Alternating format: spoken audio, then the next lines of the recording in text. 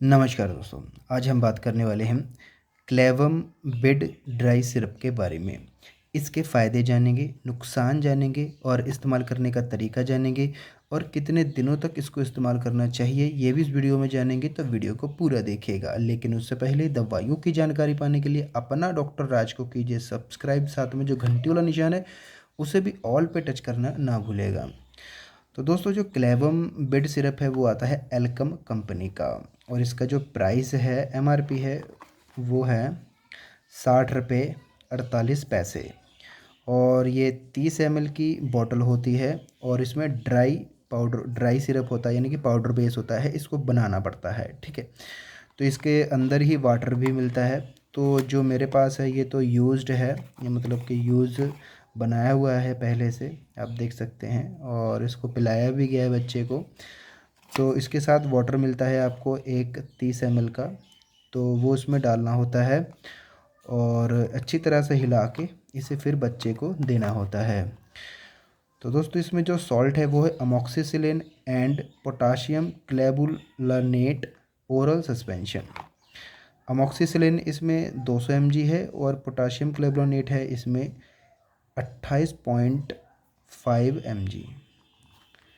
तो चलिए बात कर लेते हैं इसके यूज़र्स की, किस काम में इस्तेमाल किया जाता है। दोस्तों, क्लेवम सिरप का इस्तेमाल एंटीबायोटिक के रूप में किया जाता है, जैसे कि इसका उपयोग छोटे बच्चों में होने वाली सर्दी, खांसी, जुखाम, बुखार, ब्रोंकाइटिस की प्रॉब्लम, साइनस, निमोनिया और आँख, नाक, कान, गले में किसी भी प्रकार की इन्फेक्शन हो जाना, फोड़ा फुंसी हो जाना, यूरिन इन्फेक्शन हो जाना, या फिर स्किन में कोई इन्फेक्शन हो जाना, एलर्जी हो जाना, फिंसियाँ निकलना, तो उस कंडीशन में भी इसको डॉक्टर जो है दे देते हैं।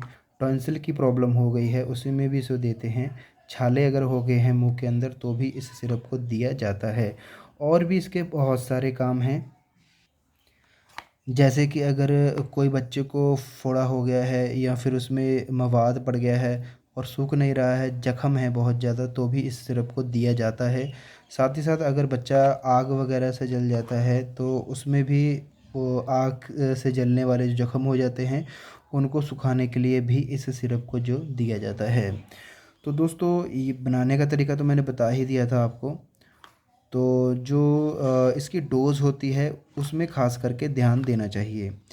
तो जो इसकी डोज़ होती है वो, जैसे अगर मान लीजिए बच्चा 1 साल का है तो उसे 5 ml दे सकते हैं, लेकिन डॉक्टर को दिखाकर डॉक्टर की सलाह से ही आपने देना है, अपनी मर्ज़ी से नहीं देना है, क्योंकि ये बॉडी वेट के हिसाब से और एज को देख के ही दिया जाता है, ऐसे नहीं दिया जाता है।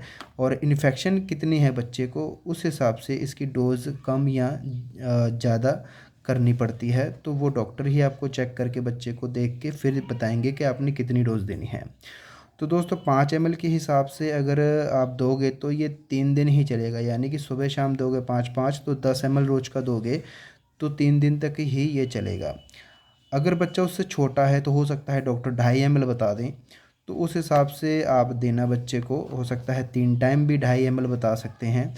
तो वो डॉक्टर की सलाह से ही आप ले सकते हैं। और इसको बनाने के बाद आप 7 डेज़ तक, यानी कि 1 हफ़्ते तक ही इसको इस्तेमाल कर सकते हैं। अगर 1 हफ़्ते से ज़्यादा हो जाता है तो आप इसका उपयोग ना करें, इसे फेंक दें और दूसरा इस्तेमाल करें। तो दोस्तों, जैसा कि मैंने बताया 7 डेज़ का इस पे लिखा हुआ है स्पेशल। ठीक है, तो बॉडी वेट के हिसाब से और एज के हिसाब से ही डॉक्टर देते हैं, तो आप देख लीजिएगा अपनी मर्ज़ी से इसकी डोज़ को कम या बढ़ नहीं करना। ठीक है, तो ये तो इसकी डोज़ हो गई। ठीक है, तो 3 दिन तो इसे दिया ही जाता है वैसे। ठीक है, 3 दिन के बाद अगर इन्फेक्शन रहती है तो 3 दिन के बाद भी इसे आगे बढ़ाया जा सकता है।